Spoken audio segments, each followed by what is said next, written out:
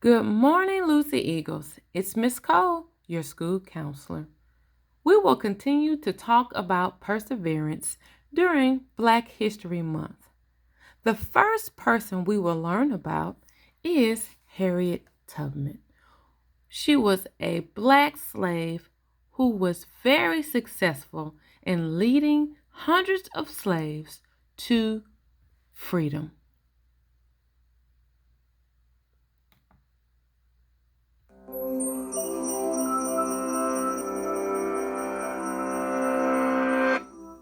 Escaping slavery, risking everything to save her family, leading a military raid, championing the cause of women's suffrage.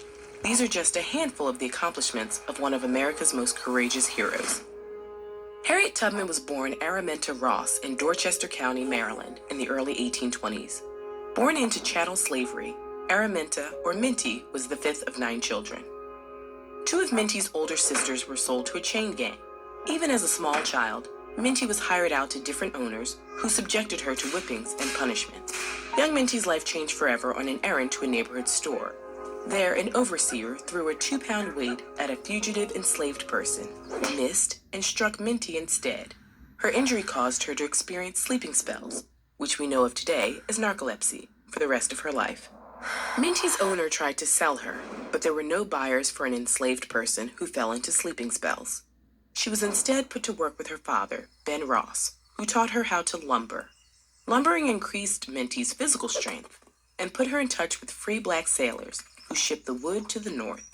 From them, Minty learned about the secret communications that occurred along trade routes, information that would prove invaluable later in her life.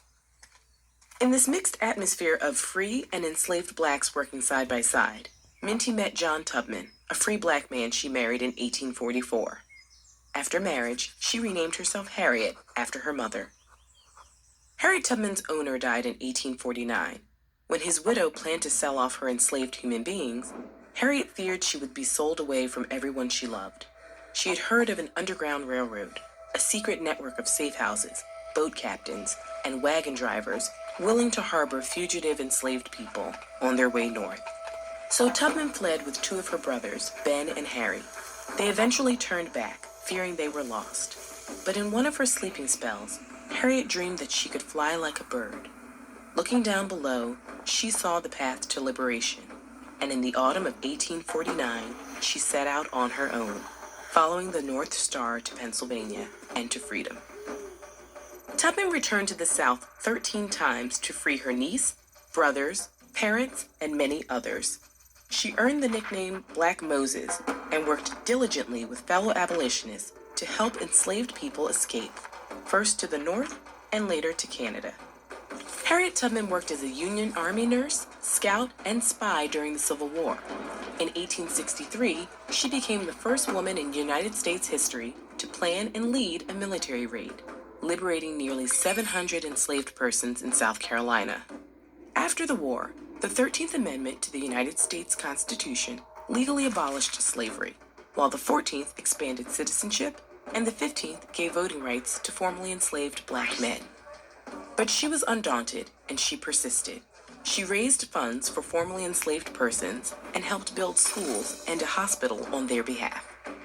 In 1888, Tubman became more active in the fight for women's right to vote. In 1896, she appeared at the founding convention of the National Association of Colored Women in Washington, D.C., and later at a women's suffrage meeting in Rochester, New York. There she told the audience, "I was a conductor on the Underground Railroad, and I can say what many others cannot. I never ran my train off the track, and I never lost a passenger." As her fame grew, various friends and allies helped her in the fight to collect a veteran's pension for her service in the Union Army. In 1899, she was finally granted $20 a month. In a fitting twist of fate, the United States Treasury announced in 2016 that Tubman's image will appear on a redesigned $20 bill. Harriet Tubman died on March 10, 1913. Even on her deathbed at age 91, she kept the freedom of her people in mind. Her final words were, "I go away to prepare a place for you."